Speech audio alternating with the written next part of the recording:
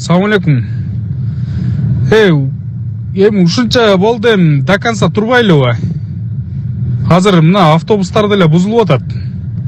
Да биртке чыдасак анан элдер митингге чыгып, мэрия-сэрияда ызычы болуп, айласы жок көтөрөт 15 сомгочу. Же болбосо такыр эле кыйналып атсаңар, мен деле арендадамын, жигиттер, билесиңер го. Мага могул жерде бабанызкилер чыгып атат, эсичөчү. Мындай маршруткаңар менен баргыла, же болбосо бир маршрутка бала алып келсеңер, ар бирине 1000 сомдон 3000 сомго чейин берем деп атышат. Анан өзүбүздүккө окшошуп кетсе 20 сомго деле көтөрүп беребиз деп. До конца турдук, эми ушунча турбайлыбы эми жигиттер? Эл по-любому, шаардын эли кыйналат.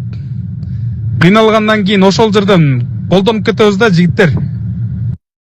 Иним, мага деле Төрөбайдын Асылбектин балдары чыгып атат, сомун төлөп берели депчи, митингге жетисинде катышып бергиле деп. Андан көрү саясатка аралашпай эле өзүбүздүн оокатыбызды кылбайбы, шеф айткандай эле 15 сомдон чыга бербелиби? Күтүп жата берсек, эртең бүрсү күнү 10 сомдон чыга баштайт го дейм уже. Бардыгы элечи. Көбүнчөсү даяр болуп калды окшойт.